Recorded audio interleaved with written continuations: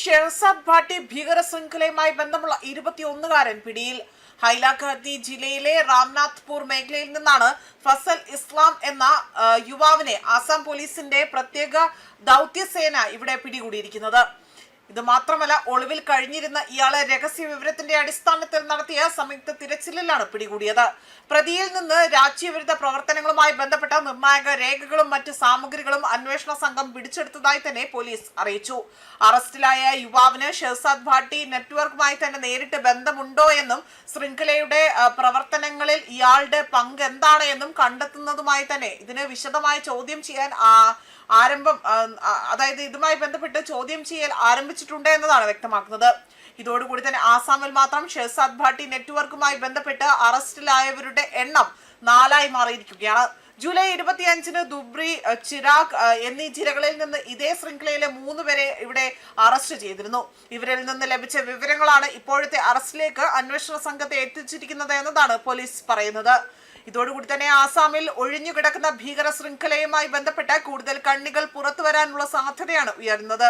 പ്രാദേശിക യുവാക്കളെ ഉപയോഗിച്ചുകൊണ്ട് രാജ്യവിരുദ്ധ പ്രവർത്തനങ്ങൾ ഇവിടെ വ്യാപിപ്പിക്കാൻ ശ്രമിക്കുന്ന ശൃംഖലയാണോ ആസാമിൽ പ്രവർത്തിച്ചിരിക്കുന്നത് എന്നതാണ് അന്വേഷണത്തിന്റെ പ്രധാന ചോദ്യം.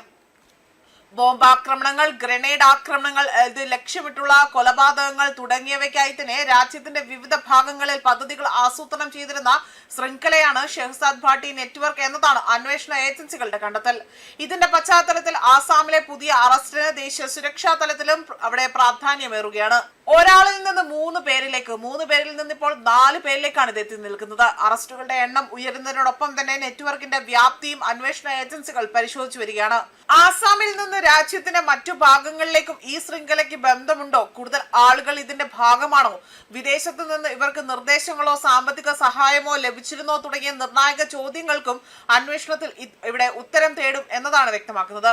അതിനാൽ തന്നെ ഇപ്പോഴത്തെ അറസ്റ്റ് ഒരു ഭീകരനെ പിടികൂടിയ സംഭവം മാത്രമല്ല, ആസാമിൽ പ്രവർത്തിച്ചിരുന്നു എന്ന് സംശയിക്കുന്ന ഭീകര ശൃംഖലയുടെ കൂടുതൽ കണ്ണികളിലേക്ക് അന്വേഷണ ഏജൻസികൾ എത്താനുള്ള നിർണായക വഴിത്തിരിവാണ് ഉണ്ടായിരിക്കുന്നത്. ഷെഹസാദ് ഭാട്ടി നെറ്റ്വർക്കിന്റെ ആസാം ബന്ധം എത്രത്തോളം ആഴത്തിലുള്ളതാണ് എന്നതാണ് ഇവിടെ വ്യക്തമാക്കുന്നത്. 4ാമത്തെ അറസ്റ്റിന് പിന്നാലെ തന്നെ ഇനി ആരൊക്കെ അന്വേഷണ പരിധിയിലേക്ക് എത്തുമെന്നും രാജ്യവിരുദ്ധ ശൃംഖലയുടെ മുഴുവൻ ഘടന ഇത് പുറത്തു കൊണ്ടുവരാനുള്ള നീക്കത്തിലാണ് ആസാം പോലീസ് എന്ന് വ്യക്തമാക്കുന്നു. പോലീസ് ആസ്ഥാനങ്ങൾ, സൈനിക കേന്ദ്രങ്ങൾ, പ്രമുഖ ആരാധനാലയങ്ങൾ എന്നിവ കേന്ദ്രീകരിച്ചുകൊണ്ട് തന്നെ രഹസ്യ വിവരങ്ങൾ ശേഖരിക്കുവാനും ക്യാമറകൾ സ്ഥാപിക്കുവാനും ഈ ഭീകര സംഘം പ്രാദേശിക യുവാക്കൾക്ക് വൻ തുക ഇവർക്ക് നൽകിയിരിക്കുന്നതായി തന്നെയാണ് അന്വേഷണത്തിൽ കണ്ടെത്തിയിരിക്കുന്നത്. രാജ്യവിരുദ്ധ ശക്തികൾക്കെതിരെയുള്ള കർശന നടപടികളുടെ ഭാഗമായാണ് ഈ അറസ്റ്റ് നടന്നത്. പിടിക്കപ്പെട്ട പ്രതിയെ കൂടുതൽ ചോദ്യം ചെയ്യുന്നതിലൂടെ തന്നെ ഇന്ത്യയിലേക്കുള്ള ഇവരുടെ കൂടുതൽ പ്രാദേശിക കണ്ണുകളെ കുറിച്ചും വരും ദിവസങ്ങളിൽ വിവരങ്ങൾ പുറത്തു വരുമെന്ന് തന്നെയാണ് പോലീസ് കരുതുന്നത്. ന്യൂസ് ഡെസ്ക് കർമ്മ ന്യൂസ്.